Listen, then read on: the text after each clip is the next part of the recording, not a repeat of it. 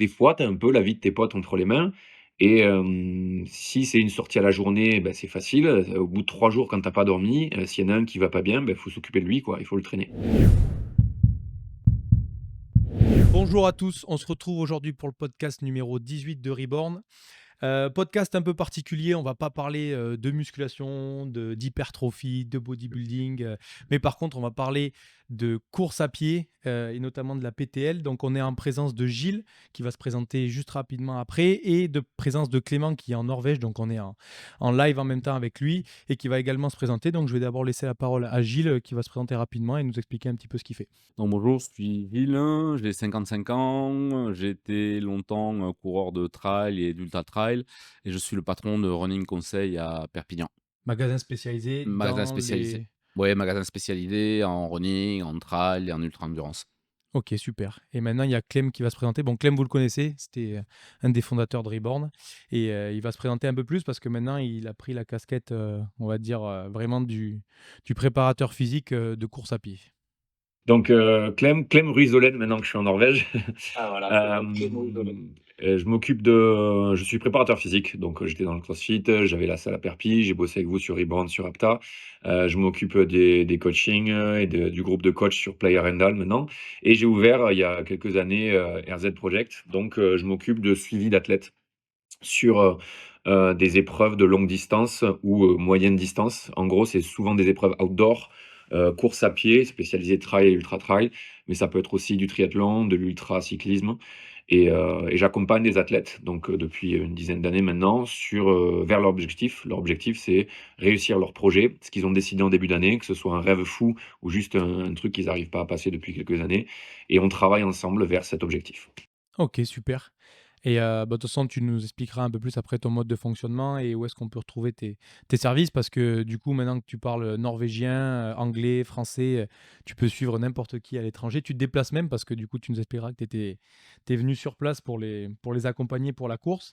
Et du coup, là, la grosse question du podcast, ça va être de savoir comment on se prépare à la PTL. La PTL, c'est 305 km, je ne sais pas si on peut dire de course à pied, au moins de distance à parcourir avec 24 500 mètres de dénivelé positif. Mais le but, c'est de se dire, OK, quand je dois me préparer pour un 10 bornes, je peux m'entraîner dans ma semaine, je vois comment je peux le faire. Par contre, pour 300 bornes, ben, comment je fais pour me préparer? Donc ça va être vraiment ben, la finalité de notre podcast, savoir comment tu as fait pour préparer tes athlètes à cette course-là. Mais d'abord, est-ce que ben, tu peux nous parler un petit peu plus de cette course et un petit peu ben, comment tes athlètes, ils en sont arrivés là et c'est ça, comment tu te dis: «Je vais faire un 300 bornes»? Le schéma, il est classique. C'est des gens qui sont habitués à faire du trail, qui courent, qui adorent la nature. Tu peux pas t'engager sur un truc, un chantier comme ça si tu aimes pas la nature et que tu aimes pas évoluer en montagne et ça s'est fait petit à petit. Ils ont fait, des 20 bornes, des 30 bornes, des 40 bornes, puis des 100 bornes, des 100 miles, donc des 180 bornes, c'est enfin 160 bornes, entre 160 et 180.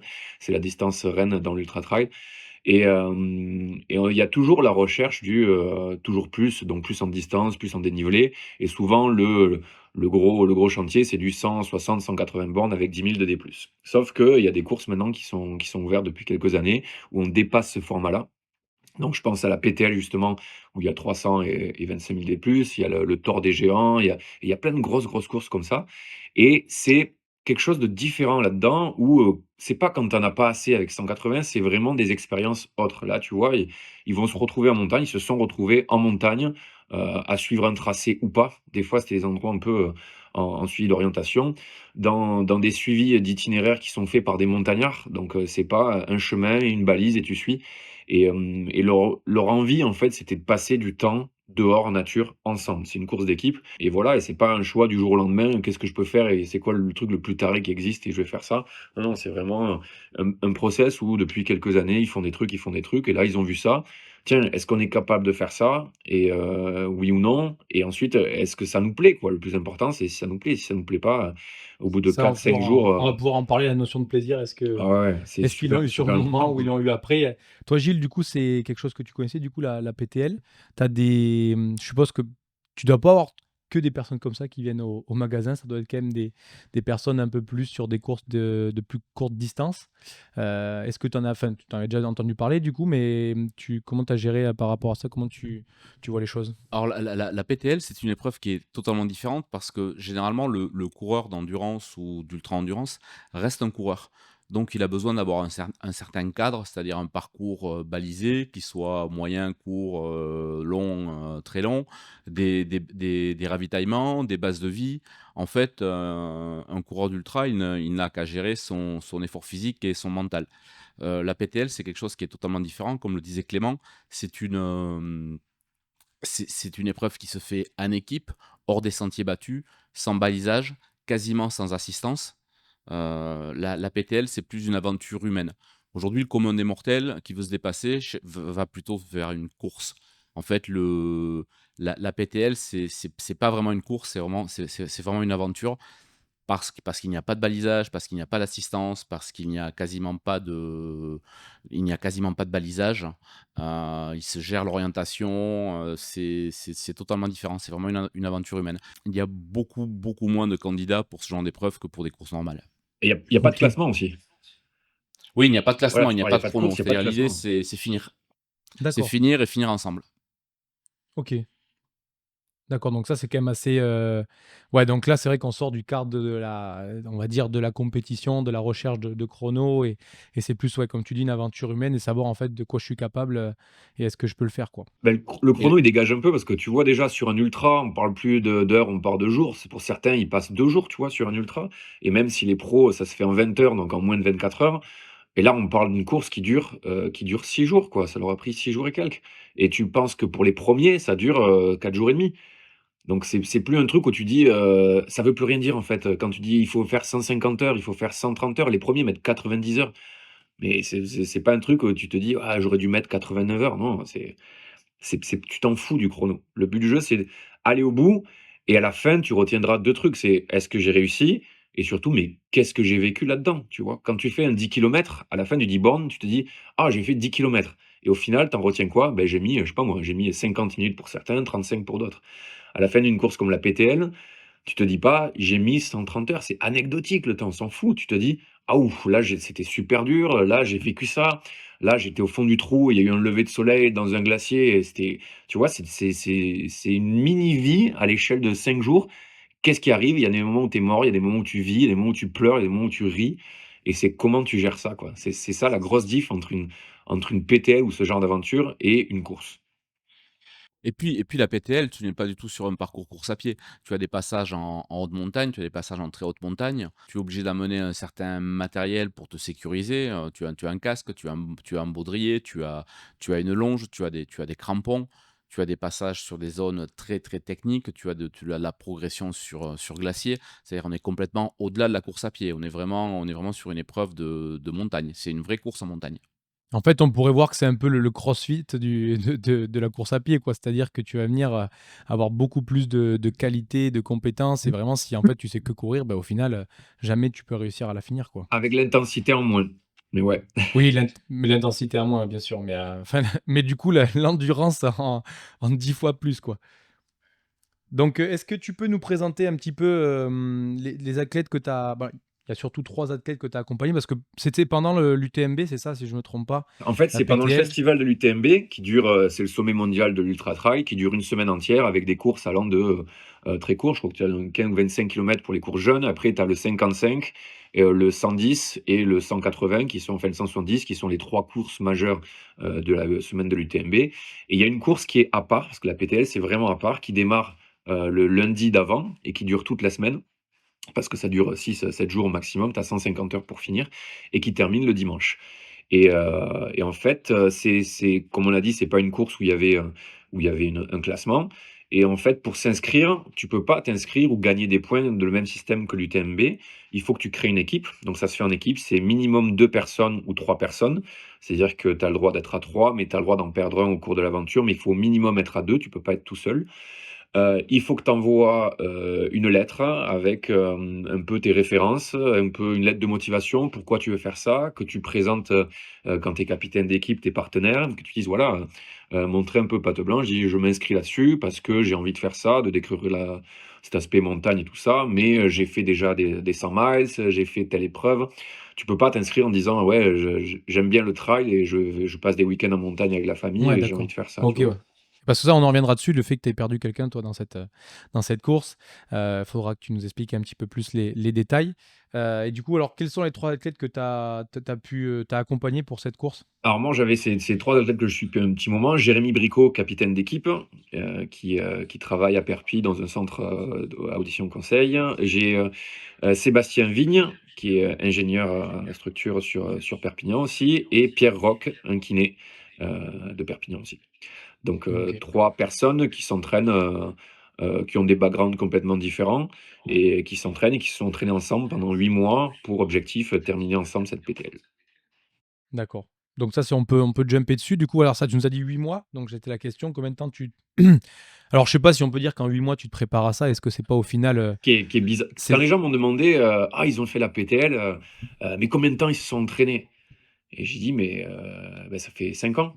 Ça fait 5 ans que je les suis». Alors à part Pierrock, c'était un peu différent, mais Jérém et Seb, c'est des gars pour qui je suis en perso depuis ouais, 4-5 ans. Et quand on me dit: «Eh beh, combien de temps ils sont préparés?» Je dis: 5 ans. Pourquoi? Parce que, on a construit des bases de une ossature physiologique et musculaire qui leur permet de résister à ça pendant plusieurs années. Et heu et Pierre à côté, il a pas rien fait. Pierre à côté, c'était mon partenaire à moi quand je faisais les courses longues. On a fait du long ensemble, c'est quelqu'un qui est très vous avez fait sportif, qui l'Otilo? s'entraîne tous les jours.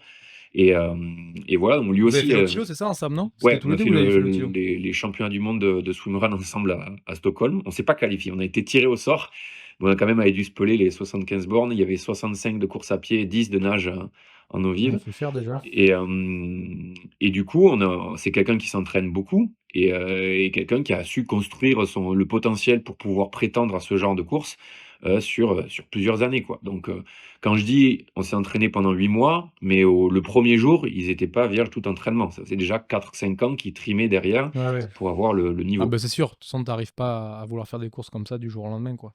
Du coup, Gilles, toi, c'est des profils que tu connaissais un petit peu, ces 3 personnes-là? Alors moi, je connaissais les 3. Pierre était mon kiné, Jérémy et Sébastien sont des clients de longue date et en fait, même au niveau de l'approche du matériel, c'est 3 personnes radicalement différentes.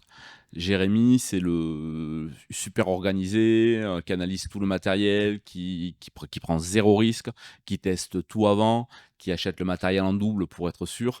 Jérémy, c'est vraiment le plus pointilleux et le plus, celui qui a la meilleure approche dans la préparation de la course et du matériel. D'accord. Jérémy, c'est quelqu'un qui s'est vraiment construit parce qu'il y a 5 ans, s'il y a 5 ans, on m'avait dit: «Jérémy va être finisher de la PTL», j'aurais jamais cru. C'est vraiment quelqu'un qui s'est construit dans sa préparation physique et c'est dans son équipement durant 5 ans. Sébastien, je le connais aussi. Sébastien, je pense que c'est peut-être le plus doué des 3. Sébastien est très pointu sur le choix de son matériel, mais sans être aussi pointilleux et autant dans l'analyse que Jérémy. Mais Seb choisit vraiment bien son matos. Pierre, quant à lui, est plus brut de décoffrage, hein. C'est-à-dire Pierre, il est plus dans la préparation physique, dans la préparation mentale et dans l'effort. C'est celui qui accorde le moins d'importance au matériel. Ça, du coup, Clem, tu le ressens dans, bah, du coup, l'analyse que Gilles vient de nous donner, Ah ouais, même si ouais, c'est je crois par il rapport les plus il au les a bien matériel? cernés. Ben, c'est simple, il y a, Jérémy, c'était capitaine. C'était mon capitaine d'équipe pour la PTL. OK. C'est lui qui s'occupait des inscriptions déjà, des mails, gérer tout ça. Et quand Gilles parle qu'il est minutieux sur le matériel, il faut savoir que Jérémy, outre tout le matériel qu'ils achètent pour leur quotidien, avec Gilles qui les conseille bien et le matériel qu'ils ont récupéré, il a testé au gramme près tout ce qu'ils ont porté pendant la course. C'est-à-dire que Jérém, il achetait le lundi quelque chose, il voyait, voilà, j'achète tel sac. Gilles, qu'est-ce que tu me conseilles? Gilles, il achète les sacs. Il va voir pour un kawaii, un short, une paire de chaussures, des bâtons. Il en prend une paire, il en prend une deuxième paire, il en commande 4. Il les porte, il les teste. Celle-là ne va pas, je renvoie. Et il faut savoir qu'ils vont se porter un sac pendant 6 jours sur les épaules. Le sac, il leur faisait, je crois, entre 10 et 12 kilos, tu vois. Mais ils auraient pu monter. Il y Surtout avait que des c'est pas mecs des qui avaient des profils, sacs à il y avait des mecs qui avaient des sacs à 20 kilos et 8 kilos sur les épaules. Il y en c'est a qui énorme. le sentent sur 2 heures, tu le sens, 8 kilos de différence. Ouais. Sur 6 Bah, jours, surtout qu'en plus, c'est pas des profils, c'est des mecs qui font quoi en moyenne? Ils sont dans les 75-70 kilos. ouais, c'est pas des gars C'est très pas... très lourds parce qu'ils sont Donc là, ça veut capables dire que t'es d'évoluer. t'es presque à 2 fois ton poids de corps, enfin à 20% de ton poids de corps en Ouais. plus, quoi. Et après, pour les deux autres profils, ben ouais, Seb, c'est celui qui est. Jérémy, pareil, outre le côté minutie, il disait qu'il y a 5 ans, il ne voyait pas faire ça. Jérémy, il faut savoir que c'est une bête de course. Tu vois, quand tu discutes avec lui, tu le vois en entraînement, tu vas t'entraîner avec lui, tu dis, wow, il n'est pas monstrueux, ce gars. En course, sur un ultra, c'est un autre homme. C'est-à-dire que il est autant organisé quand il prépare que quand il fait sa course. Il sait exactement ce qu'il va faire, il sait exactement comment il se sent et il sait se gérer. Et à un moment donné, il dit non, je fais mon truc, je suis tout seul. Il trace pendant la course, il y a des fois où j'allais le voir, tu lui parles pas.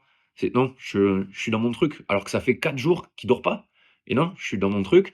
Et au bout de le dernier jour, je parlais avec Seb sur un ravito et ça me dit ça y est, il se détend, on commence à rigoler un peu parce qu'il sait qu'on va le faire. Et voilà, mais pendant la course, c'est un ordinateur, le gars. C'est non, il va se passer ça, ça, ça. Alors Comme que diraient les Seb, CrossFit Games, c'est It's a man on a mission. ouais, c'est ouf. Jérémy, C'est la phrase qu'ils ont il utilisée switch. peut-être 20 fois en 1 heure pour les CrossFit Games. Seb, c'est celui qui, génétiquement, il est fait pour ça, quoi. Il râle jamais, ce gars. Il a jamais mal nulle part. Et on rigole tout le temps avec les copains. Tu te fais un entraînement avec lui, et il va te dire: «Ah, t'es fort aujourd'hui, t'as bien poussé», alors que lui, il est facile, quoi. Et tu essaies de pousser, il pousse avec toi, mais tout va bien. Et puis, c'est un bon coéquipier parce qu'il râle jamais, il trouve toujours le bon côté à tout. Donc c'est cool d'avoir un mec comme ça. Et comme disait, Gilles pour Pierre, Pierre, ouais, c'est une force de la nature, quoi. Le mec, le confort, ça l'intéresse pas. Et autant les autres, Jérémy, ça les chaussures, lesquelles vont bien, le confort à distance, et lui dit: «Non». Pour te dire, le matin de la course, il dit: «Ah, je sais pas, j'ai pas de chaussures, j'ai plus mes chaussures». J'ai dit: «Putain, tu veux que j'appelle quelqu'un? Il y a la semelle du TMB, on va t'en trouver une». «Ah non, c'est bon, je les ai retrouvées». C'est les chaussures qu'il avait achetées, à Decathlon parce qu'il était bien dedans, il dit: «Oh, je prends des claquettes aussi si jamais j'ai mal aux pieds». Et tu vois, lui, c'est pas, ce qu'il va mettre autour de lui, sa veste, il a jamais froid, ou sa veste, ses chaussures, c'est pas ça qui va faire sa performance, c'est vraiment ce qu'il a à l'intérieur. Et pour aller bouger ça, vas-y, quoi, c'est c'est l'ours de l'Aveyron. Donc, c'est 3 profils complètement différents, mais pareil, une PTL, tu vois, c'est arriver à faire coïncider ces 3 gars ensemble pour que tout se passe bien et que, chacun se serve des forces de l'autre et arrive un peu à aider quand certains ont des coups de mou, quoi. Et du coup, en termes de matos, toi, Gilles, t'as tout ça au magasin ou tu vas pas jusque dans cet alpinisme, peut-être dans ces matériels-là ou... En moi, tout ce qui concerne les vêtements, les sacs, les chaussures, les accessoires, j'ai tout. Mais après, sur une PTL, il faut un casque d'alpi, il faut un baudrier ultra léger de ski alpinisme, il faut des longes. Ça, c'est pas du tout mon business. Il y a des spécialistes montagne qui le font très bien. Et en ce qui concerne les sacs pour la PTL, il faut du gros litrage, il faut du 20 litres. Donc c'est des sacs que j'aurais commandés spécialement, que je n'ai pas normalement en magasin. Enfin, j'en ai un ou deux, mais j'ai pas un grand choix là-dessus. Et t'avais déjà eu des mecs qui sont venus me voir pour la PTL, autre que ces trois, Non, pour ces la, trois fous? pour la PTL, c'est la première fois. J'ai des clients qui avaient fait le Tour des Géants ou le Tour des Glaciers, qui sont des épreuves aussi d'ultra longue distance. Une Swiss Peak aussi. Et il y a quelques années, j'avais équipé pas mal de raiders, puisque le raid multisport se fait sur des longues distances. Mais le raid est un peu tombé dans l'oubli parce qu'au niveau entraînement, c'est compliqué de s'entraîner en kayak, en course à pied, en VTT, en canyon, en escalade. Donc le raid tombe dans l'oubli. Mais il y a 10, 15 ans, 20 ans, on avait beaucoup plus de raiders au long cours qu'aujourd'hui.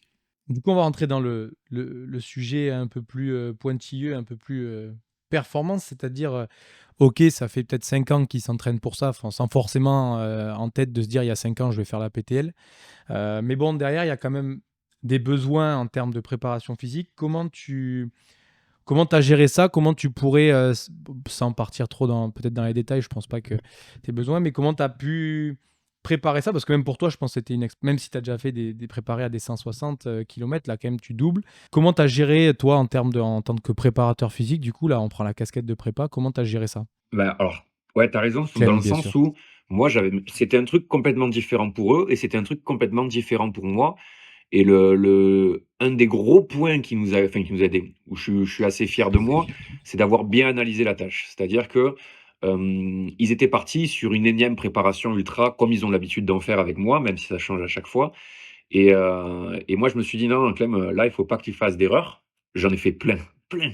Et je leur ai dit d'entrée, «C'est quelque chose de nouveau pour vous, c'est aussi quelque chose de nouveau pour moi et on va essayer de faire du mieux possible, mais il faut savoir que j'ai jamais fait ça et je sais pas où on va, quoi. Je sais pas où on met les pieds clairement». Et quand ils ont démarré la course, ben, on en parlera après, j'avais peur. J'ai vraiment eu peur. Je dis: «J'ai tout mis en doute, est-ce que tu as fait les bons choix, quoi?» Le premier truc que je leur ai dit, c'est pas un ultra trail. C'est pas une course d'ultra trail. Oubliez ce que vous avez fait jusqu'à présent. On va oublier ce qu'on a fait jusqu'à maintenant parce que c'est absolument pas les mêmes paramètres. Et là, on vous demande pas d'être rapide. On vous demande pas d'évoluer sans vous arrêter. On vous demande de tenir 6 jours sur une distance énorme avec un dénivelé très cassant et des passages à haute altitude. Voilà, c'était ça les 4 trucs sur lesquels je voulais les préparer. Et je vous ai dit d'entrée, je vais pas créer des coureurs, je vais pas créer de vous des athlètes du tout.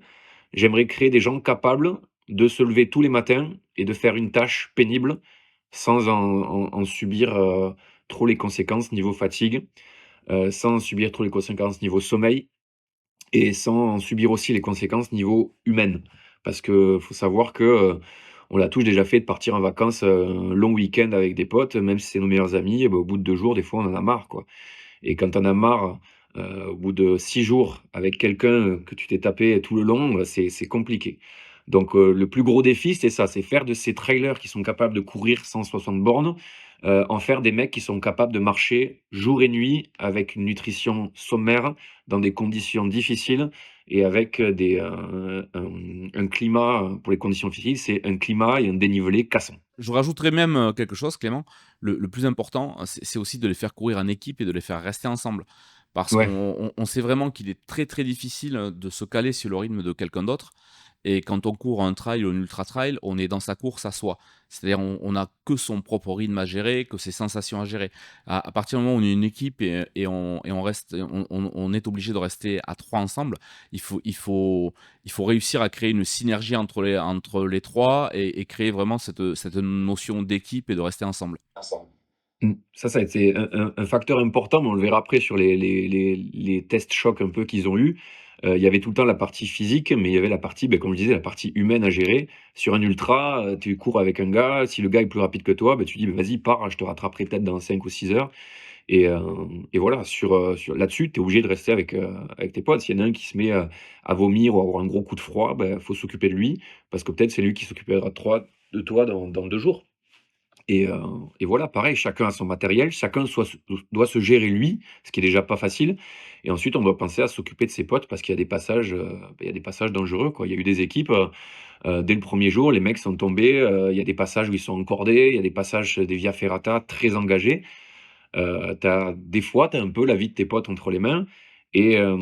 Si c'est une sortie à la journée, c'est facile, au bout de 3 jours quand tu as pas dormi, s'il y en a un qui va pas bien, faut s'occuper de lui, quoi, il faut le traîner. Du coup, comment tu as géré un peu ce que tu allais nous dire là, un peu des entraînements chocs? C'est quoi, qu'est-ce que tu as fait par rapport à ça? En fait, j'ai mis en place une trame, qu'on a prévue et que je leur ai expliqué et qu'on a créé un peu ensemble avec leur quotidien chacun. Mais au milieu, il y avait, je prends l'exemple, le premier test, on a commencé le 1er février la prépa et on a eu le premier test, fin avril, début mai, où ils avaient sur une semaine, ils avaient 3 épreuves. Au début, on a fini de préparer pour créer un peu de fatigue, ils avaient une épreuve de vélo, je crois que c'était un 115 ou 120 kilomètres. Tu sais plus la distance, si c'est à 66° sud, qu'ils ont fait chacun. Faut savoir que sur cette course, Pierre tombe au milieu et elle se casse la main ou le poignet, donc il pouvait plus mettre une main sur un vélo. Potentiellement, s'il doit agripper une roche pour grimper, c'est pas facile non plus. 3 jours après, ils ont eu un test où ils sont partis ensemble, de Riborn d'ailleurs. Comme Pierre pouvait pas faire de vélo, je lui ai fait faire un petit peu d'home trainer à Riborn. Ensuite, ils sont partis les 2 autres en VTT orientation. Ils savaient pas où ils allaient et ils avaient 1/2 heure pour, aller le plus loin possible au démarrage de Riborn. Donc ils avaient un périmètre, ils pouvaient aller où ils voulaient. Au bout de 1/2 heure, je leur ai donné la direction. Donc ils ont eu de la chance, ils étaient allés plus ou moins dans la bonne direction, mais ils savaient qu'ils avaient, 1 heure et demie de VTT en nocturne, hein, c'était 22 heures. pour aller se choper un endroit vers Yoro dans la nature où j'avais un autre pote qui devait leur donner une indication. L'autre pote les a pris en voiture, donc Pierre les a rattrapés en voiture. Ils sont allés au départ d'Amélie-les-Bains. Il y a une Sky Race qui fait 23 km avec 1008 de dénive, un beau chantier technique aussi. Et en fait, je leur ai dit voilà, ils sont arrivés là-bas sur les coups de 11 h du soir. Je leur ai dit voilà, vous devez faire cette course-là, vous vous démerdez, vous téléchargez le tracé GPX et vous la faites à l'envers. Donc déjà, ils avaient un petit peu d'orientation à faire, ils étaient fatigués, c'était en fin de journée, ils bossent tous, plus les vélos dans les pattes, et ils sont allés se faire ce truc en marche arrière qui leur fait 23 bornes. Et au milieu, les trois avaient une tâche à faire pour l'autre. Donc par exemple, à un moment donné, c'était la tâche de Pierre, il doit l'expliquer à l'autre, stop, on a 10 minutes, moi, on imagine que je suis tombé je sais pas moi, dans un cours d'eau ou un truc comme ça, on doit se changer. Donc complètement, il y en a un qui doit se mettre à poil, se changer complètement, couverture de survie, pour si jamais.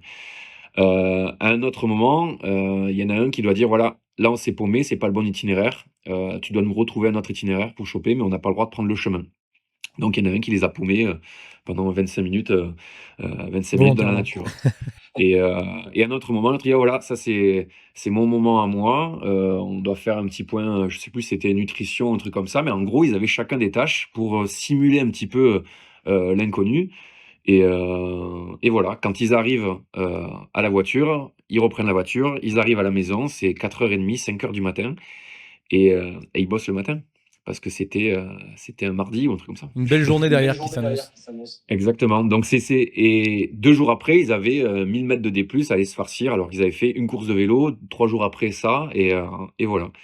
Et en fait, jalonné comme ça tout le long de l'année, on a eu des petits tests qui étaient de plus en plus, violents, de plus en plus longs et en fait c'est bizarre parce qu'au début, ça les fait marrer. «Ah, c'est un truc rigolo», ils râlent pendant qu'ils y sont, ils râlent tant qu'ils en peuvent, hein. Moi, j'en prends plein pour mon grade, mais et ensuite ça passe, ils en font une autre, un peu plus tard et ils râlent encore plus, c'est encore plus long, encore plus dur, mais ça passe. Jusqu'à, ils en ont fait une aussi, ils ont dû choper 55 kilomètres, dans tout en suivi d'itinéraire en Cap-Cyr et en rentrant à la voiture, ils devaient m'appeler parce que je leur ai donné une mission et pour eux, ils rentraient, tu vois? Ils avaient passé la nuit dehors, il faisait froid, et moi, ils arrivent à la voiture, je leur dis: «Voilà, là, vous voyez la station de ski, ben, je veux que vous montiez en haut de la station de ski, vous prenez à l'azimut, vous faites un triangle et vous allez chercher un lac qui est là-bas et vous rentrez à la voiture». Mais ils étaient morts, quoi et c'est c'est la première fois, ils m'ont dit: «Non, on le fait pas».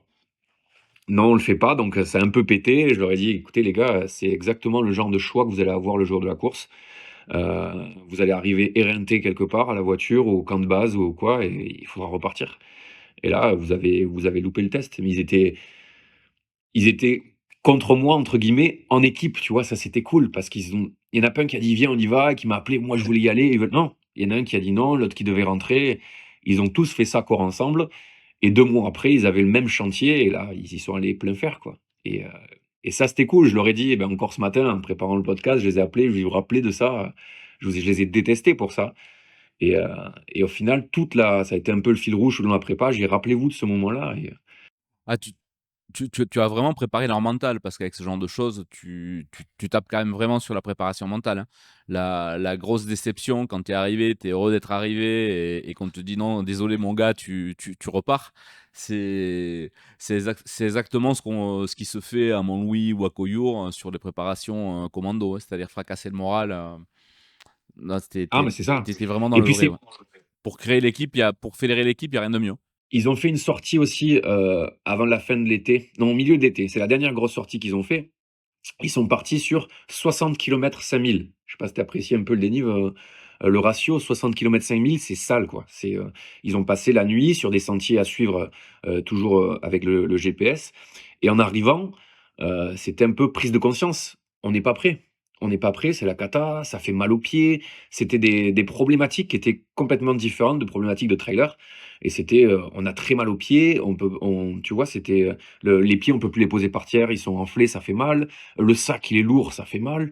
C'était pas des problématiques de temps mais ils ont passé toute leur nuit dehors et tout s'est bien passé.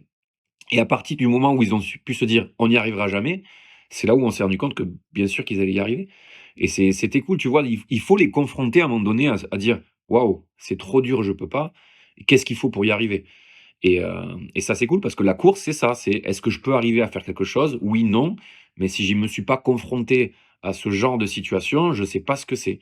Et pendant la course, ils ont eu ce genre de situation et ils y ont répondu, mais super bien. Ils ont eu même pire que ça et ils ont super bien répondu. Mais parce qu'à côté de ces week-end chocs, mental, il y avait une préparation, qui leur permettait de répondre à ça, quoi. Ouais.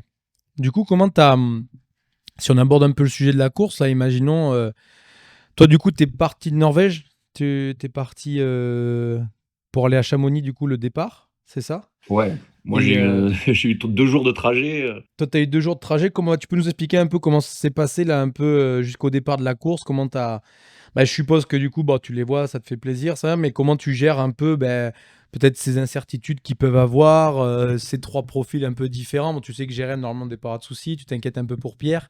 Comment ça s'est passé un petit peu tout ça? mais je m'inquiétais pour personne parce que ça, on l'a préparé aussi. En prépa, on a toujours une phase d'affûtage là, le tapering quand on arrive sur la fin et mec qui cale des mots anglais pour phase d'affûtage, bref. Et en gros, sur les 3 dernières semaines, on a vachement diminué le volume, on a gardé un petit peu d'intensité. À la fin, c'était des marcheurs. Les gars, dans la prépa, ils avaient depuis mai, tous les jours, ils devaient faire 3 à 6 kilomètres de marche, en plus de leur entraînement, en plus de leur taf et tout ça. Et je leur ai demandé à chacun de faire 2 choses. De faire, première chose, une fiche où ils écrivent, les peurs, les doutes qu'ils ont par rapport à l'épreuve. Et ça, ils l'ont fait d'entrée, à partir du mois de mai. Les peurs qu'ils ont et les ressources qu'ils ont en eux pour faire face à ces peurs et celles qu'ils estiment ne pas avoir. Exemple, j'ai peur de la gestion du sommeil, mais je peux arriver à m'entraîner à faire des petites siestes et je peux prendre sur moi quand ça va pas et par contre, si ça va plus loin, j'ai peur de moi, comment je suis quand je suis fatigué. Ça, c'était la première chose qu'ils avaient à faire, c'était, créer une carte de leur peur et comment ils peuvent y remédier. Et la deuxième chose que je leur ai demandé de faire, c'était de créer une fiche de qui ils étaient, en étant le plus objectif possible. Exemple, je suis un tel, je suis, très râleur, je déteste ça. Quand j'ai faim, je vais pas bien ou alors, quand je suis fatigué, ça va pas ou quand ça se passe pas comme prévu, moi, ça me fait stresser. Je peux être, agressif ou je peux tu vois? Que les autres sachent, mais c'était ils ont pas parlé à leur femme, ils ont même pas parlé à moi, c'était pour eux et je voulais que les autres sachent exactement qui ils pouvaient avoir en face d'eux et ce qui était bien, c'est qu'avec ces week-end shocks, ils ont pu voir si ils auront pu voir ce qu'ils ont dit aux autres, tu vois? S'ils disent: «Moi, je râle tout le temps», ben ouais, si le mec, il râle tout le temps, ça se voit sur les sorties chocs. Ouais, ouais. Sur le dernier mois, je leur ai dit de s'imprégner un petit peu de la course.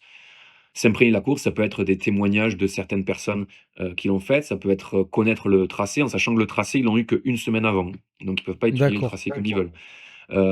Ça peut être des podcasts, ça peut être des films, ça tu vois? C'est le jour où ils arrivent, le jour de la course, ils ont déjà un peu dans la tête plein de scénarii sur ce qui peut potentiellement se passer.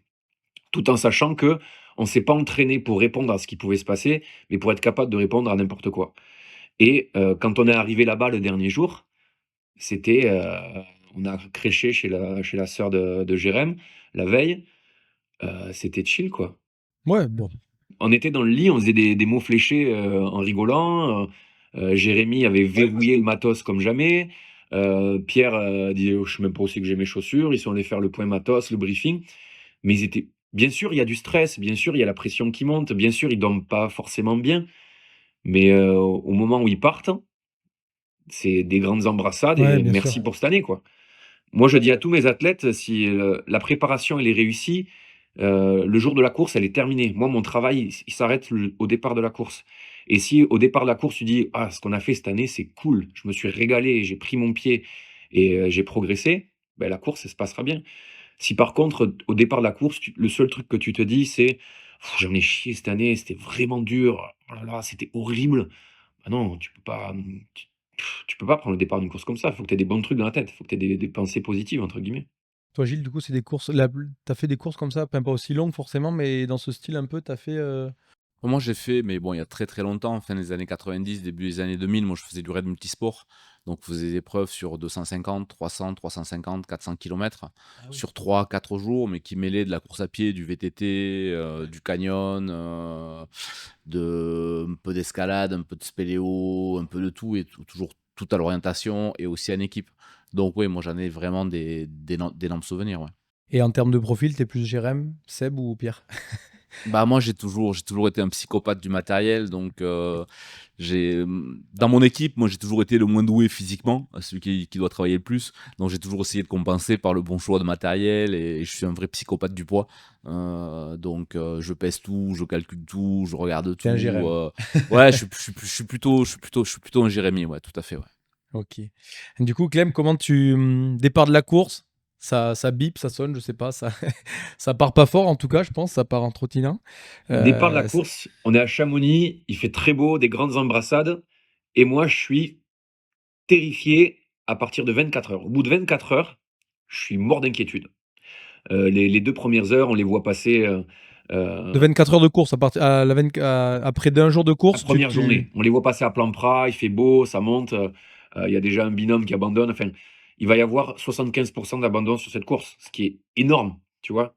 d'abandon parce que du coup, c'est plus de 2 personnes qui ont dû arrêter, c'est ça? Ouais, c'est ça. Ok. Plus d'une personne. S'ils sont 3 ou 2, s'il y en a une personne qui abandonne, ils sont 2, c'est fini, et s'ils sont 3, il y en a 2 qui abandonnent, c'est fini. Voilà. Et quand tu dis 75%, c'est que du coup, 75% des équipes n'ont pas terminé. Exactement. D'accord. C'est-à-dire il y avait, je crois, je sais pas moi, il y avait 120 équipes ou un truc comme ça. Et ben, il y en a 75 sur 120 qui sont pas finis. C'est Ouais, c'est fini. énorme.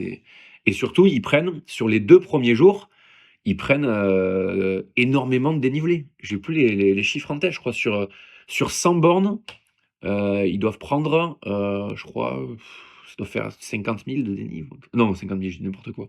Sur 100 bornes, je vais dire des bêtises, je l'ai plus en tête. Bon, ils prennent énormément de dénivelé d'entrée et ça casse énormément d'équipes, quoi.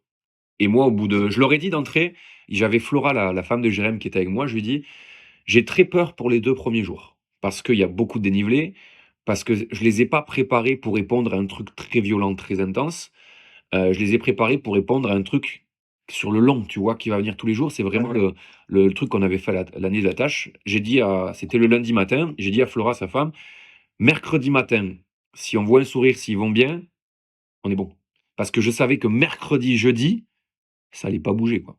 Il serait bien et ça allait passer tout seul et ces 2 premiers jours, ça a été l'enfer, quoi. Ils sont passés mais même moi, à les regarder, je me dis: «Mais qu'est-ce qu'ils font? Mais c'est horrible». Il y a le mélange de dénivelé, positif, plus altitude, plus la chaleur, plus tout, mais c'était popcorn de partout.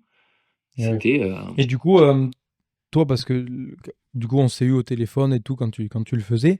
Du coup, toi aussi, est-ce que tu t'es préparé physiquement, mentalement? Bon, tu t'entraînes quand même, mais là, au final, tu fais pas la course comme eux, mais en termes de point de vie, t'en perds quelques-uns quand même après une semaine comme ça, parce que du coup, en plus, t'as géré d'autres personnes après. ça il m'a fallu un mois pour m'en remettre. Du stress, bah, je suis quelqu'un de très stressé à la base, mais moi encore, je les ai un petit peu suivis. Flora, la femme de Jérém, elle les a suivis partout où c'était possible. Mais c'était un ultra pour elle aussi. Enfin, on le dit souvent, tu peux demander à Gilles, un ultra l'assistance sur un ultra, c'est du taf. Tu dors pas, tu passes ton temps à regarder les distances où ils sont et tout ça et tu les suis où tu peux et tu manges ce que tu peux, souvent de la merde et ça aide pas à être bien, quoi et le manque de sommeil, heu, j'étais éreinté. En plus de ça, j'avais 2 autres athlètes que je suivais, 3 autres athlètes sur l'UTMB. Très content de les suivre, ils ont réussi aussi. Mais j'ai essayé de jongler un petit peu avec tout ça. Prendre la voiture, traverser le tunnel du Mont Blanc, faire 4 heures et demie de queue pour les voir 10 minutes, refaire le tunnel du Mont Blanc, dormir 2 heures, repartir les voir. Bon, c'était fatigant, c'était fatigant. Mais quand je vois dans quel état ils étaient eux, je me dis: «Mais tu pas le droit de te plaindre une seule seconde». Le le le 2e jour, je les ai vus le 2e jour à 3 heures du matin, entre 3 et 5 heures du matin, on les a vus, on a attendu 2 heures dans le froid, il y avait personne qui est là-bas sous la fenêtre d'Arpet. Ils venaient de passer, 24 heures complètes sans dormir. Ils avaient dû dormir 1 heure dans un refuge et je leur ai dit, j'avais froid. Ils allaient monter très, très haut à 4000 sur un glacier et tout le monde arrivait, chaque équipe, les unes après les autres, arrivait sur ces tables en plein milieu de la nuit, de nulle part là et ils se posaient comme ils pouvaient, la tête sur les bras, manger un bout, réchauffer un truc et ça repartait et tu dis: «Mais dans quel état se mettent les gars, quoi?» Et tu beau être super préparé, dans quel état se foutent les gars? Et tu les retrouves 2 jours après et ils te font un sourire, un tchuss, tout va bien, quoi. Et du coup, en termes de. On part sur ce sujet qu'on disait. Du coup, tu en as perdu un pendant la course. C'était à quelle partie de la course, du coup? C'est Pierre Roque qui abandonne à, 150 kilomètres. Heu, Ok. ouais, 150 kilomètres et Qu'est-ce qui s'est passé? et 15 000 de D+, quand même. Donc, déjà, pour ceux qui aiment bien l'ultra, 150, 15 000, c'est très, très solide. Qu'est-ce qui s'est passé avec Pierre? Je pense que c'est simple, c'est son corps qui l'a lâché.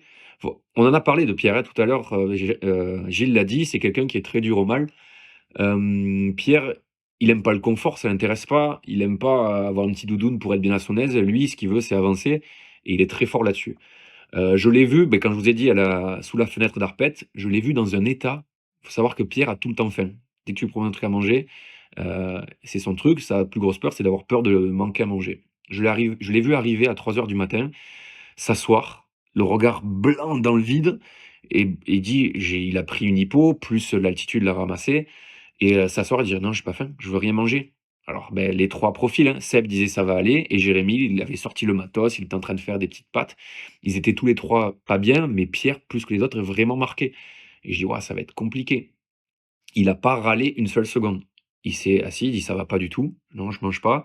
Regard par terre et ils ont Et dormi quand il dit pendant ça 5 va pas minutes. du tout, c'est quoi? C'est physique. Enfin, c'est quoi C'est un le... cumul Enfin, de s'il a tout. pu te le verbaliser un peu, mais qu'est-ce qui se passe? C'est un cumul de tout. Quand tu manques de déjà, dors pas pendant 24 heures, tu vas voir ce que ça fait. Rajoute-toi, 100 bornes dans les pattes avec 10 000 de D+, donc c'est-à-dire une grosse souffrance physique, à la fois sur, de la fatigue périphérique, c'est-à-dire les muscles qui sont très fatigués et qui répondent plus comme il faut et ça, c'est la fatigue centrale, c'est la deuxième chose. C'est-à-dire que ton système nerveux, il fait plus le taf comme il faut, quoi. Si tu demandes une contraction à 100 tu as que du 60 tu vois? Et plus la déshydratation, plus l'altitude, plus le cardio qui s'emballe, pour rien parce que tu es fatigué, plus le manque de nutrition parce que tu manges pas comme tu veux. C'est un tout cumulé, quoi. Plus le froid. Ils sont des passages à 4 000 dans la neige, quand tu es crevé, quoi. Et il a pas râlé une seule seconde et ça, j'ai retrouvé mon Pierre, quoi. Il est au fond du trou, la moitié des gens, mais plus de la moitié, 90 des gens, moi dans son état, mais c'était fini, ciao. J'arrive au premier refuge, c'est mort. Et lui, il est reparti et il dit: «Non, je me mets derrière, je suis» et il a dû arrêter après au 150e. Il râlait parce que, c'est son corps, il a eu la cheville, c'est le tendon d'Achille qui a commencé à enfler, à être tellement inflammé que sa cheville, mais on voyait même plus les malléoles. Il pouvait plus poser le pied par terre D'accord. et il Donc a ouais, quand donc même c'est vraiment un continué. pépin physique qui l'arrête, quoi. Ouais, il a quand même continué avec ça, le gars. C'est-à-dire qu'il est en vrac, et il y a des moments où il est au fond du trou, il dit: «Non, ça je continue parce que c'est que ma volonté» et là, c'est son corps qui lui a dit, «Non». Mais quand, il pouvait plus marcher, il avait déjà continué tellement longtemps qu'il a dû rentrer, faire, 10 bornes de descente dans un pierrier pour aller retrouver le refuge pour aller, abandonner, quoi. Donc, c'est, encore une fois, j'expliquais que Jérém et Seb, je les ai suivis depuis 5 ans, sur des prépas, sur de l'ultra. Pierre, ça fait pas 5 ans qu'il se prépare sur de l'ultra. Pierre, il fait des swimruns, il fait du crossfit, il fait du court, il avait jamais fait un truc de plus de 100 bornes avant ça et il se tape quand même 150, kilomètres et 15 000 de D+, ce qui est hors norme comme ratio à la base. Avec une prépa Ouais, moins bien sûr. longue, c'est déjà, tu vois, c'est abandonner sur un truc comme ça, c'est pas pareil et encore, je vous le dis, si vous vouliez en Mais parler à tu te dis, lui, est-ce que c'est quelque chose que j'aurais le courage, l'envie de repartir? Parce qu'une fois que tu fais ça, est-ce que tu te dis, c'est des choses que je vais refaire? Et quand tu dois abandonner, c'est peut-être ça aussi que tu dis dans ta tête. Je peux pas abandonner là parce que je le referai peut-être jamais dans ma vie. Donc c'est vrai que ça doit être quand même dur de devoir prendre cette. Quand tu abandonnes sur un 10 bornes parce que tu as un peu fait mal, bon, bah, 10 bornes, tu pourras en refaire. Mais là, c'est quand même des... pour en avoir parlé avec lui et c'est pas une décision qu'il a prise. Il y a des barrières horaires. Il faut savoir que c'était soit, il s'arrêtait, soit il devait marcher, s'arrêter, marcher, s'asseoir et le reste de l'équipe pouvait pas continuer. On a la chance pouvoir avoir un système où il y en a un qui arrête, les autres puissent continuer. Jérém et Seb étaient dans le même état, physiologique, on va dire, mais physiquement, ils avaient pas de gros pépins qui les empêchaient de mettre un pied devant l'autre. Et Pierre, il a été frustré de devoir s'arrêter sur ça, tu vois? C'est pas un arrêt où tu es au refuge, tu dis: «Non les gars, je repars pas, c'est trop dur pour moi». Non, c'est là, il se pose pas la question et je vous l'ai dit, je l'ai vu dans un état cata, le gars est reparti. Alors que là c'est juste, il pouvait plus marcher. Quand je l'ai récupéré, il était assis par terre, il pouvait pas marcher. Je l'ai mis dans la voiture et le lendemain, il voulait aller les voir, je dis: «Pierre, mais ton pied, ouais, c'est bon, t'inquiète, non mais vous auriez vu l'état du pied, je peux vous envoyer des photos, c'est cata, quoi». Ah moi je l'ai vu à l'arrivée et ouais, ça faisait pas rire quand même. Donc toi, tu étais sur place, Gilles, aussi? Enfin, pas Ouais, pour ça, peut-être spécialement. Enfin, pas pour eux spécialement, mais tu étais là pour la course, pour l'UTMB? ouais, moi j'étais à l'UTMB pour le boulot. J'étais avec la marque Oka pendant 3 jours sur le parcours, et ça m'a permis de les suivre un peu sur le suivi live, et fatalement, d'être à l'arrivée, le jour où ils sont arrivés. Mais moi, je voudrais revenir quand même sur Pierre, qui est qui a un mental hors norme, qui a un gros physique. Mais moi, je suis intimement convaincu, et ça n'engage que moi, que sur ce type de course, si tu veux te donner toutes tes chances, tu ne peux pas zapper la préparation matérielle. C'est-à-dire qu'à un moment, le choix du matériel, le test du matériel, partir avec les bonnes chaussures, partir avec le bon sac, partir avec la bonne doudoune, le, le, le, le confort, ça reste hyper important, parce que ça t'économise quand même un minimum le corps. Et je pense que Pierre certes, a eu ce pépin physique, mais s'il avait un peu mieux appréhendé son matériel, un peu plus testé, affiné un peu mieux ses choix, et rentrer et se mettre un peu de confort, je pense qu'il aurait peut-être pu aller au bout. Enfin, mais après, ce que je dis, ça n'engage que moi. Ouais, c'est pas faux, hein, je comprends complètement ce que tu veux dire et je pense aussi que connaissant l'animal, sur une course de 6 jours, tu peux pas aller là-bas si tu pas qui tu es et lui avoir du matos, clinquant, tu le connais, c'est pas son truc. Mais c'est vrai Peut-être sur les. Bah après, tu vois, comme tu dis, sur les chaussures, peut-être le fait que. Tu vois, je pense qu'en plus, quand c'est ta cheville, la chaussure, peut-être c'est l'élément peut-être le plus important. Après, bon, bah, chacun est différent et il aurait très bien pu arriver peut-être comme ça avec peu de matos, hein, mais c'est vrai que peut-être c'est peut-être tu peux te dire, bah là, peut-être sur les chaussures, il y aurait peut-être été fort, ça aurait pu être différent, quoi. Sans parler de matériel clinquant, tu vois, mais avoir testé plusieurs modèles de chaussures pour être sûr d'avoir la bonne, avoir la veste ou le sac qui te permettra de gagner un peu de poids et t'amener un peu plus de chaleur. Enfin, tu vois, tout ça mis bout à bout, pardon, sur 300 bornes et 25 000, ça compte. les chaussures, c'est vrai qu'il avait pas forcément les meilleures chaussures pour moi ou pour Jérémy. Après, à part les chaussures, le reste du matos, c'était signé Jérémy, hein. C'était Capitaine qui avait tout récupéré et et voilà. Mais ouais, c'est vrai que les chaussures, c'était peut-être pas le mieux. Bon, on La lui chaussure, ça demandera reste la base. s'il a changé de paire. Ouais, on pourra lui demander après parce que c'est juste que après ça fait le lien. Voilà, t'avais les deux qui étaient un peu plus pointilleux sur ça et qui ont réussi à aller jusqu'au bout. Alors est-ce qu'on peut faire le lien? Je sais pas. Mais voilà, c'était aussi la question qu'on pouvait se poser. Est-ce que c'est le matos qui lui a fait défaut ou pas et cette façon d'être? Mais après, voilà, comme tu dis, c'est qui il est. Et quand tu es sur une course comme ça, tu peux pas te mentir à toi-même. Tu es comme tu es et puis il faut que tu y ailles, Ouais, je quoi. pense qu'aussi, comparé à Jérémy, la seule différence entre Jérémy, Seb et Pierre, c'est que Jérémy et Seb ont créé des adaptations musculo-tendineuses que Pierre n'a pas forcément créées, de par leur expérience de 4 ou 5 ans juste avant sur du long. Et ça joue aussi, quoi, parce que à un moment donné, tu as beau être le mec qui a le meilleur mental du monde, si tes tendons ils sont pas préparés à ça, si tes articulations sont pas préparées à ça, ben, encore une fois, 150 bornes, 15 000, c'est des ratios qui n'existent pas sur des courses normales. Un ultra, c'est 160 bornes, 10 000. Et là, ben, comme je le dis, les 24 premières heures, ils avaient fait 100 bornes. Voilà, ça doit être 100 bornes, 10 000 de D+. C'était du 1 pour 1. C'est-à-dire, c'est cassant, quoi. Ouais. Et du coup, l'arrivée, enfin la fin de course, là, tu vois, donc ça, Pierre abandonne quatrième jour, c'est ça, si je me trompe pas. Il abandonne, ouais. Euh, Un peu moins de 3 jours, 3 ou 4 jours. Ouais. C'est à 150 bornes à la moitié. c'est là où tu commençais à te dire, bon, ben voilà, ça va être compliqué encore, mais voilà, tu savais que pour eux, ça pouvait t'avais moins d'inquiétude. Et du coup, on arrive vers cette ligne d'arrivée. Est-ce que tu peux nous parler un peu, ben, est-ce que tu réalises comment ça se passe, quoi? Qu'est-ce qui se passe dans ta tête, dans leur tête un peu? Est-ce que tu as discuté avec eux après de tout ça? Ben ouais, sur les 2 derniers jours, c'est là où tu commences à voir que Jérémy, il a pris, les rênes et il commence à sortir un peu de son schéma machine et à sortir des petits mots, des petites phrases et il répondait tu vois, on essayait de les suivre un peu par Messenger, même s'il y avait des passages pendant 80 bornes, on Pas de pouvait pas réseau. les voir, pas leur parler parce qu'il y avait pas de réseau et tu commences à te dire: «Ah ouais, ça va le faire. Ah ouais, ça va y aller» et il commence à envoyer des vannes, il commence à envoyer des et je me rappelle, il y avait Flora qui le suivait, il y avait Pierre du coup qui est venu avec nous, il les a pas lâchés jusqu'à la fin, pour les voir jusqu'à l'arrivée. On essayait d'extrapoler plus ou moins les temps qu'ils allaient mettre et le dernier jour, on savait enfin les 2 derniers jours, tu sais qu'ils vont le faire, quoi.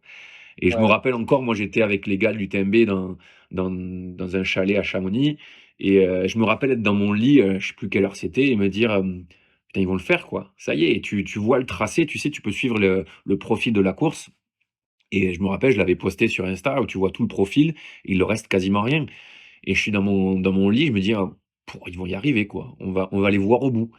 Faut savoir que l'arrivée de la PTL, c'est pas comme une arrivée, du TMB, classique. C'est-à-dire que tu arrives, tu as tous les gens qui t'applaudissent, tout ça, oui.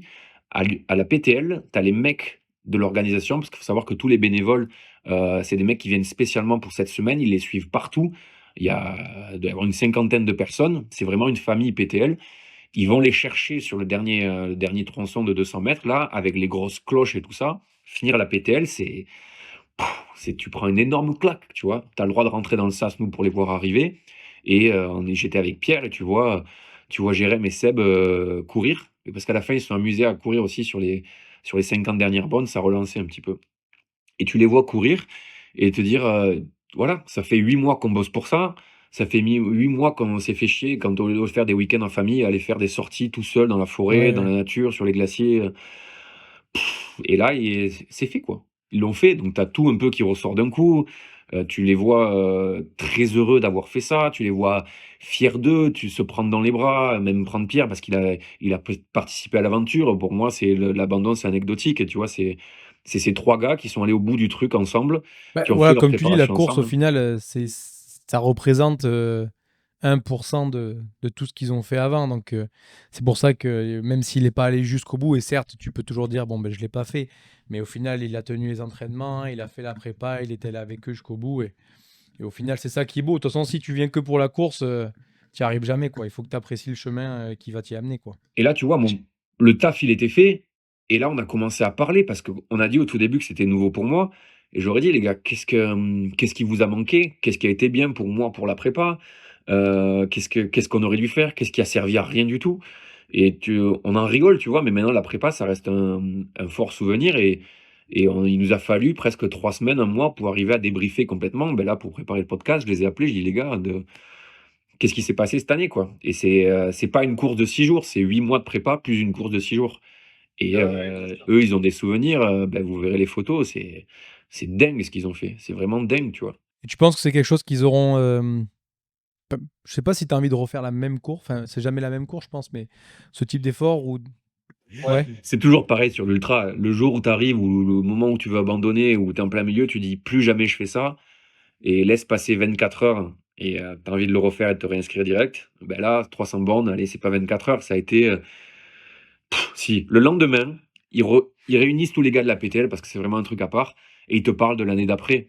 Et avec cette émulation, bah, demande à Jérém et il serait prêt à re-signer pour repartir. Là, tu vois nos conversations sur Messenger, ça parle de qu'est-ce qu'on fait en 2025, qu'est-ce qu'on fait en 2026. Ils ont envie de partir sur des trucs un peu différents, mais ils seraient pas contre refaire un truc comme ça, quoi.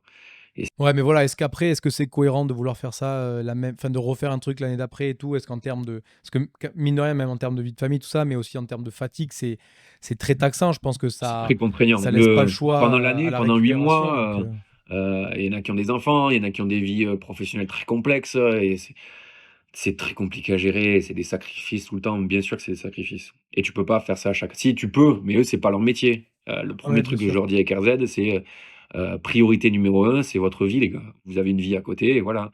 Donc il y a des impératifs, et ils n'ont pas pu suivre l'entraînement à la lettre comme ce que j'avais prescrit parce qu'ils ont des vies à côté. Après, c'est des projets c'est un projet qui se c'est une décision qui se prend en famille. À un moment, si ta femme, est pas OK, pour te laisser, des week-ends d'entraînement, des nuits d'entraînement, si dans ton couple ça subit, c'est impossible d'être bien entraîné et c'est impossible d'être dans de bonnes conditions psychologiques. Donc, faire le choix de repartir, c'est un choix qui se fait, certes dans l'équipe, mais qui se fait aussi en famille. Bien sûr. Sinon c'est pas possible. Même au niveau professionnel, je pense qu'en fonction de ton métier, si tu es chef d'entreprise ou que et puis si tu as des problèmes dans l'entreprise ou autre, ben, c'est des trucs qui impactent énormément et qui peuvent ben, grandement nuire à ta préparation, quoi. Ah, puis c'est pas un choix qui se fait à la légère aussi de t'inscrire à un truc comme ça. Moi, en tant que préparateur, si j'ai des gens qui viennent me voir et disent: «Voilà, j'aimerais travailler avec toi et j'aimerais faire la PTL l'an prochain mais j'ai jamais couru». Je lui dis: «Beh, c'est mort». Ou alors je cours, je fais que du plat. Là, c'est de la montagne, tu vois? Ça s'adresse pas à n'importe qui et tu pas n'importe qui sur ces sentiers-là, parce qu'encore une fois, c'est super engagé, quoi. Mais c'est une aventure qu'ils ont vécue, c'est pas une course. Voilà, c'est une aventure. Moi, j'étais vraiment hyper surpris, quand ils sont arrivés. Donc déjà de les voir arriver en courant, où on était quand même, on était à 400 mètres de l'arrivée quand je vous ai vu courir, je trouvais ça fabuleux. Bon, le sourire, ils avaient le sourire, ils étaient à fond, c'est normal parce que tu prends les doses d'endorphine, mais je les ai trouvés relativement frais. Même après l'arrivée, 1/4 d'heure, 20 minutes après, je les ai pas trouvés totalement éclatés. Ils étaient fatigués, tu vois? Mais voilà, il est arrivé des coureurs fatigués. Ils ont pas qui ont passé la ligne. C'était pas de la viande avariée, quoi, comme on peut voir de la viande avariée sur certaines courses longues. Ils étaient relativement frais avec des pieds dans un sale état quand même, avec encore des Ouais, les stigmates pieds en maintenant, évidemment, ouais, quoi. ça. Alors qu'on est 2 mois. Ouais, mais c'est vrai peut-être que peut-être sur la diagonale des fous, peut-être sur des choses comme ça, tu arrives, vu que tu as une dimension aussi de temps qui rentrait peut-être un peu plus en jeu, entre guillemets, peut-être qu'en termes de physio, peut-être que tu pousses plus, peut-être. Est-ce que, tu vois, est-ce que c'est pas plutôt l'aspect, alors même si la physio rentre en compte, mais est-ce que c'est pas plus l'aspect mental sur un truc comme ça que. Par rapport à un ultra, quand tu prends les 20 derniers pourcents de la course, les gars qui passent la ligne sont au bout de leur vie, sont complètement détruits. Heu, Là, les gars, ils sont arrivés, le samedi soir, je les ai pas trouvés, je les ai pas trouvés détruits, je les ai trouvés fatigués, c'est normal qu'ils soient fatigués, mais m mais franchement, je pense s'il y avait eu 30 bornes de plus, ils les faisaient sans problème. Oui, c'était pas un problème pour eux. Je te dis, je pense qu'ils ont eu plus de mal sur les 2 premiers jours, en termes de ressenti et d'intensité, que sur le dernier jour, par exemple. Clairement. Et il y a 50 d'abandon sur les 2 premiers jours. C'est simple, c'est sur les 100 premiers kilomètres et les 10 000 de D+, ouais, tout le monde ramasse. Tous ceux qui s'étaient pas préparés comme il faut, tous ceux qui s'y sont allés un peu à la légère et même ceux qui sont bien préparés, c'est de l'ultra, tu sais absolument pas ce qui va se passer. Il y a du sommeil et de la hydratation et nutrition qui rentrent en jeu, plus l'altitude. Le corps, tu sais absolument pas comment il va réagir et ils refont la même course, avec la même préparation, ça se passe d'une manière totalement différente. On peut absolument pas savoir ce qui va se passer. Donc là, tant mieux pour eux, quoi. C'était très cool. C'était cool de les voir faire ça, tu vois? De les voir aller au bout de ça parce que, il y a pas que la prépa, il y a eux. C'est eux, ils se sont amenés tout seuls au bout de ça. Gilles l'a dit, il y a une famille derrière, c'est 8 mois de «je pense qu'à ça, je mange pour ça et je sais exactement ce que j'ai en moi et ce que je peux faire ou pas», quoi. Donc c'est cool. Ouais, bien sûr. Super. Bah écoute, je pense qu'on a pas mal débriefé sur cette petite PDL. Je sais pas si tu voulais rajouter quelque chose, Clem, qu'on aurait pu un peu sauter, mais je pense qu'on a plutôt bien discuté autour de ça. Est-ce que tu peux peut-être nous présenter un peu succinctement du coup ce que tu proposes, comment tu bosses un petit peu, si on peut faire aussi un petit point de vue. Ben voilà, on voit qu'au final, tu as eu ces 3 mecs là, même s'il y en a que 2 qui ont passé la ligne, enfin c'est déjà énorme. Tu avais aussi combien de mecs sur l'UTMB J'en avais 2 sur le TMB.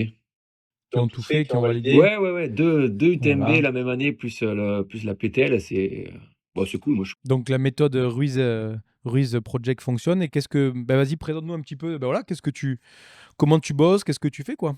c'est 2 trucs mis en un. Le premier c'est je prépare le projet des gens, c'est-à-dire quand ils ont un rêve, quand ils ont, une course qu'ils veulent faire, quand ils ont un objectif à atteindre, ils m'appellent, ils disent: «Voilà Clem, est-ce que tu peux m'aider à faire ça?» On en discute ensemble, voir déjà si c'est faisable ou pas et si on peut arriver ensemble et ensuite, comme j'ai dit, j'ai 2 trucs que je mets en même temps. Le premier c'est une préparation sur des bases à la fois scientifiques et empiriques, donc des expériences de terrain que j'ai depuis une dizaine d'années, de par ma pratique perso, la passion que j'ai pour ça, parce que ça me plaît beaucoup, je le fais à côté de mon travail et ça, c'est mon métier, tu vois? Préparer une programmation, préparer les gens, c'est mon métier et la deuxième chose, c'est le cœur que j'y mets, l'empathie, la compassion que j'essaie d'avoir pour eux et c'est le suivi, ce que j'appelle le suivi de l'humain, au-delà des athlètes, des sportifs et ça, c'est qui je suis. Donc j'essaie de mettre mon métier, le préparateur physique, avec qui je suis, vachement attentif à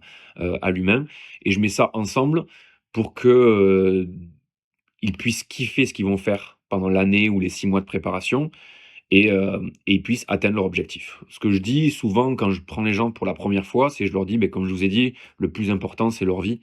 Vous êtes pas des athlètes professionnels, j'entraîne que des amateurs, hein. qui sont pas au meilleur niveau pour l'instant. Mais je sais pas ça m'intéresserait non plus de faire des professionnels, des gens dont qui c'est le métier, qui doivent se lever tous les jours même s'ils ont pas envie. Moi, j'aime bien les gens qui aiment ce qu'ils font et j'essaye de rendre ce que je Oh, t'en fais as quand même cool aussi, tu qui vois? arrivent à aimer ce qu'ils font, même s'ils sont professionnels. Après, je pense que tout le monde n'aime pas forcément, mais du coup, donc du coup, on peut te retrouver sur n'importe quel format, hein. Moi, je peux témoigner, j'ai fait, tu m'as préparé aux 5 km, 5 km chrono, que j'ai réussi. L'objectif, c'était moins de 20 minutes, ça a été atteint. Tu as préparé jusqu'à du 300 bornes. Si on veut te contacter, comment ça se passe? Moi, c'est que sur, j'ai ouvert un Instagram récemment, là, ça s'appelle, Clem RZ Project et vous pouvez m'envoyer un message sur Clem RZ Project sur Insta et On mettra le lien dans le podcast.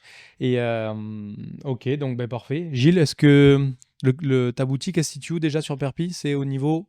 Moi, ma boutique se situe au niveau du chemin de la Fosseille, donc au sud de Perpignan, au village du sport. Il y a un magasin de vélo, un rugby store, un magasin de montagne, un magasin d'équitation et un magasin de plongée sous-marine. Est-ce qu'il y a le Black Friday qui arrive chez toi ou pas? Il y a le Black Friday qui arrive chez moi, grave, grave, avec de super offres sur les montres, les chaussures et les vêtements hiver. Ok, j'enverrai un du coup, on message à peut te Pierre, suivre. il pourra venir acheter une paire de pompes du coup. Tu feras une PTL réduc ou pas? Tu lui feras un code de réduction. Bah, mais Pierre, sincèrement, des fois, ça me désespère, tu vois, parce que je me dis, en plus, on parle pas d'argent, tu vois, que ce soit Seb ou les autres, je leur fais des super prix. Pff, des fois, un jour, j'aimerais bien le voir avec une vraie paire de chaussures aux pieds, voilà. C'est la mission. Ok, super. Bah écoutez, merci les gars. Je sais pas si vous avez quelque chose à rajouter, mais je pense qu'on est pas mal. On a bien discuté. C'est bon pour moi, merci. Super. Eh ben écoutez, vous pouvez nous retrouver sur Spotify, sur YouTube, et on mettra ça en ligne rapidement. Et puis merci Clem, à bientôt. Et félicitations pour l'ouverture de la nouvelle salle à Reborn. Ben ouais, nous on a ouvert, on vous attend aussi nombreux et nombreuses pour venir s'entraîner. On fera pas des trucs aussi longs, d'accord? Ce sera pas les 330, mais 300 bornes, mais on sera là pour vous accompagner. Donc à bientôt, et puis merci pour votre participation et bonne journée. Merci Merci. beaucoup.